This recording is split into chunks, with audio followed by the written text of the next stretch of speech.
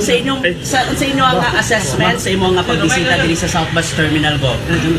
Siguro yun na facilities natin na accommodate sa ato ang mga constituents no, going to the south.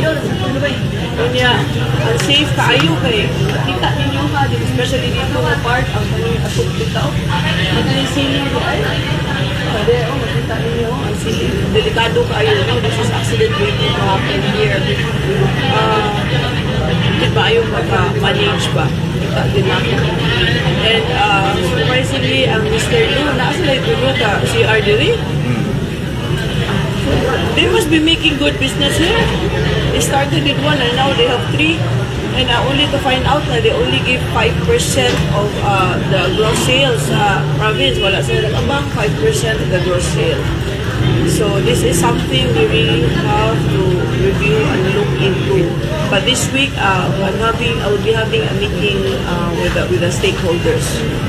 So, usay mahitabo nila ko, no? Especially bago lang i-open ang ilang kinadakan nga CR. Muna na nga tanawon sa legal. Okay. Naanay contract. So there's nothing much we can do kung naa sila contract. Ako ba, kuan, ang issue sa public CR nato, direto, kitrabaho na, but ang uban gihapon is, di gihapon. Wa pagid na trabaho. Yeah. Because walay proper, we have to designate someone na mo manage diri kay wala tayo klaro katong pag-sold yun na mo. No? That's why we were asking for transition to that time. Okay, para by this time, okay na unta. But wala pa man yun. So, wala man may tagaig time for transition. So, sugod as ulo karon. Sa second floor, what will happen? Kay grabe man yun to. Okay, I went up, no? It's very, it's, wala good, parang dilapidated, gamay ang sa taas. We're looking into it, uta ka ng mga offices pa.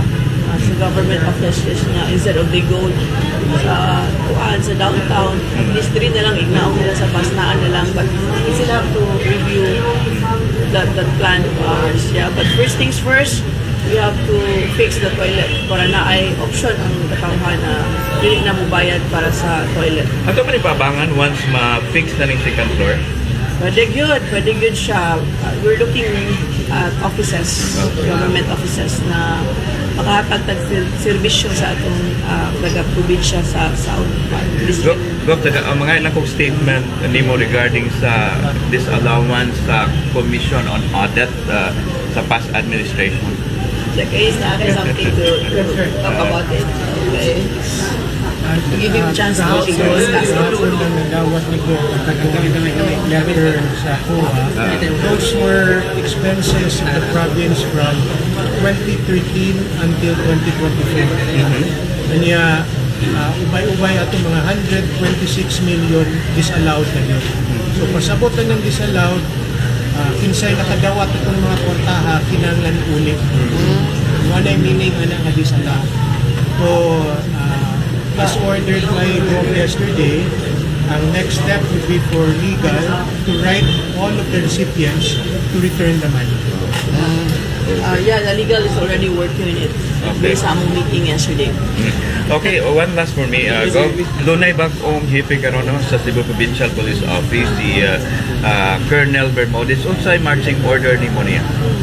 We have already requested input from PRO7 for our provincial director. So, which means that they will submit to us as a proper protocol. They submit to us 3 names, and I will choose who among them. So, from what I know, you will be included as one of the 3 candidates, and then we will choose from there. Okay, so wala pa ka nakapili up to now? Wala, but that was they just brought him because designated him to Cebu as PD. I think Manila Chief PNP designated him. If given a choice, do na kay choose in mind? So we look at the list first. Okay. 3 list ko. We have to look at them first. Ang ilang options ihatag na ako. But I'm not against him. Okay, now, whoever kasi mabutang sa pwesto diha, unsay imong hagmando, go. Especially sa atong peace and order. Of course, no, ang drugs yun, no. Ang drugs yun pinaka-importante karon kay no matter saon atong istorya o kalambuan, progress, di yun na may tabo. After all, goal really is just simple. It's peace and security.